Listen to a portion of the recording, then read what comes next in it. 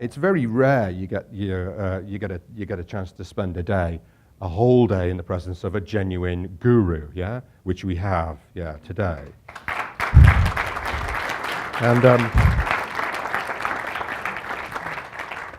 I first saw Scott in 2005. I'd read Scott's stuff before, but I first saw him in 2005, and he was storming up and down corridors of a big conference with 1,000 people. And this is the first time I've seen Scott in a smaller group and this environment is just tons better than an arena, isn't it? It's just much better to be in a kind of small, cozy group. It's just everything about it, is brilliant. And I'm really pleased I've got the book, and it looks like the greatest hits. And so it's like, the album you played the most was Emmylou Harris's Greatest Hits, yeah, because most of the rest of it wasn't that good anyway. But in this case, so there were three things. There's three things that he said a lot of things. There's three things that I focused on, and these mean a lot to me, and I'm hoping that they mean a lot to you. Yeah, we want a sense of choice. Yeah, that's a really strong thing. These are the inspirational things, I think, that send you out there going, I've got to do something with that. I need to think about that, and I have to do something with that. When I saw him in 2005, he used cartoons. So he did a lot of talking, and he had a cartoon on there. And it was the first time I'd seen that done, and I thought, hey, that's a good idea, because you don't want people reading stuff and they're trying to listen to you at the same time. So you get a cartoon that depicts something, and then you'll listen to what the guy's saying. And you'll notice that all of the stuff that we do is all cartoon-based, yeah? And I asked Joanne, who was pretty arty at the time, to start drawing cartoons, and she's drawn hundreds of cartoons now, all because, that 2005 show with the cast. So the combination of the cartoons and the talk makes the learning experience more pleasurable, and that's what this thing is about. So, do I have a sense of choice, yeah? Feel competent at doing worthwhile work. Do I feel competent doing worthwhile work? So that's the second one. And the third one is, are the consequences worth the effort?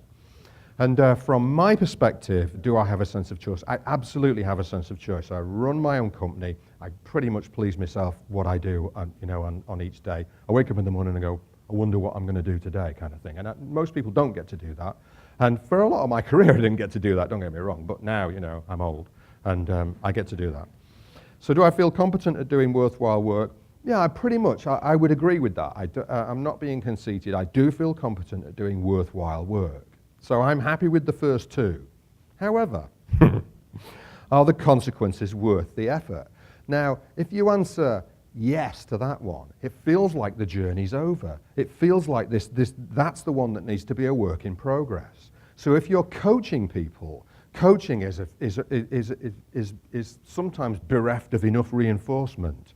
You have to really, really want to coach people in order to do it, because the reinforcement is massively delayed. It's a long time before they, start up their own business and are hugely successful or whatever it is they're going to do. It's a long time. Your students leave the university and then go and do something, and it's like 20 years before that, And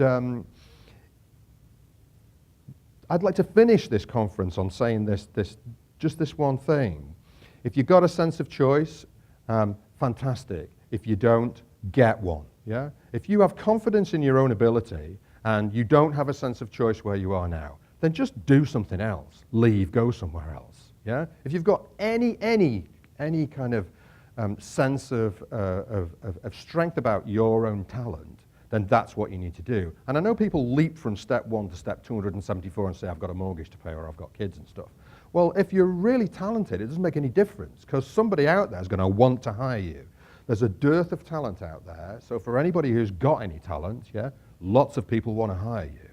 And I never met anybody who left a company on this much and went somewhere else on this much. Somehow they always seem to manage to increase their choices, increase the money, increase the terms and conditions. So feeling competent at doing worthwhile work is partly situational, but it's also, am I putting the effort in to ensure that I'm generating my own kind of, my own education? Am I still reading stuff? Do I still have Do I still have a thirst for learning stuff and trying it out, learning something else and trying it out? And then, are the consequences worth the effort? I don't think I ever want to answer that one as yes, because it would suggest that the journey's over. And that's the one that needs to be a work in progress. For all of us, it needs to be a work in progress. We need to always have that future and always be looking forward and going, okay, well, we could tweak that thing and we could tweak that and we could tweak that, and it's going to take a lot of effort. And right now, it doesn't feel as if the consequences are enough. But have the faith to know that they will be one day. Yeah.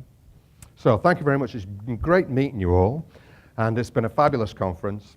And goodbye.